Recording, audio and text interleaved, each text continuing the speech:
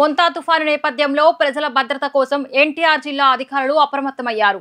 మొంతా తుఫాను ప్రభావంతో మున్నేరు నది ఎగువ పరివాహక ప్రాంతాల్లో భారీ వర్షాలు కురవడంతో వరద ముంపునకు గురయ్యే ప్రాంతాలను ఎన్టీఆర్ జిల్లా collector Lakshmisha, police commissioner Rajasekhar Babu స్వయంగా పర్యవేక్షించారు. ప్రజల భద్రతను దృష్టిలో ఉంచుకొని జిల్లా కలెక్టర్ లక్ష్మీషా మున్నేరు పరిసర ప్రాంతాల్లో క్షేత్రస్థాయిలో పర్యటించి పరిస్థితిని సమీక్షించారు.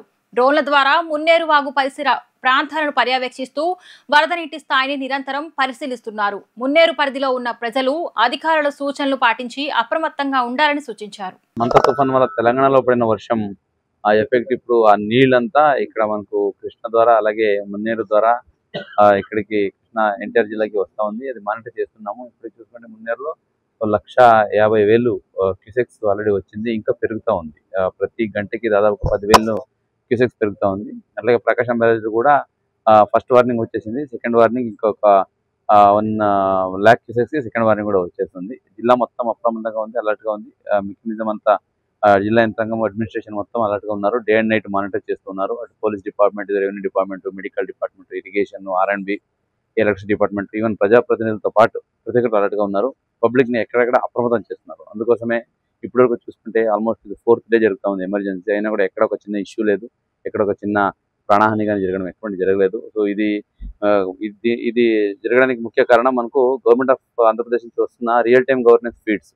ఎక్కడికక్కడ మనకు అలర్ట్ ఇస్తున్నారు. ఇక్కడ నీళ్ళు ఎక్కువ అవుతా ఉంది, ఇక్కడ నీళ్లు ఎక్కువ వస్తూ ఉంది, ఇక్కడ చెరువు పొంగిపోతా ఉంది అని రియల్ టైమ్ గవర్నెన్స్ మనకు పంపిస్తున్నారు. దానికి సీఎం గారు కూడా ఎప్పటికప్పుడు టీసీ తీసుకుని అందరినీ అలర్ట్ చేస్తున్నారు.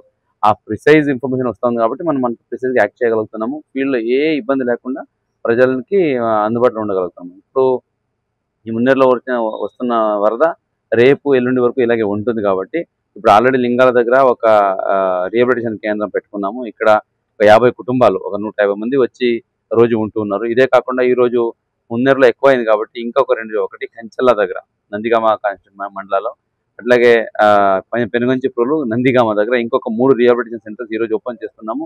అక్కడ ఎవరికైనా ఇబ్బంది అయింది, అక్కడ నీళ్లు వచ్చింది అనేది ఉంటే వాళ్ళు చక్కగా వచ్చి అక్కడ ఉండొచ్చు, అక్కడ క్షేమంగా ఉండొచ్చు.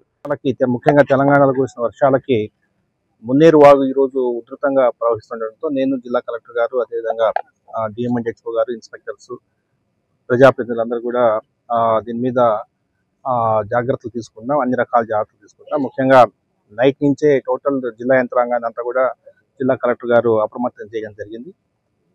స్థానిక శాసనసభ్యుల వారు కూడా రావడం జరిగింది. ముఖ్యంగా ప్రాణ నష్టము, అదేవిధంగా ఆస్తి నష్టం జరగకుండా ఉండాలనేది గౌరవ ముఖ్యమంత్రి గారు ప్రతి సందర్భంలో చెప్తుంటారు. సో ఈరోజు కొన్ని పునరావాస కేంద్రాలు ఏర్పాటు చేయడం జరిగింది. లోలయింగ్ ఏరియాస్లో ఉన్న ప్రజల్ని కొందరిని పునరావాస కేంద్రాలకి షిఫ్ట్ చేయడం జరిగింది.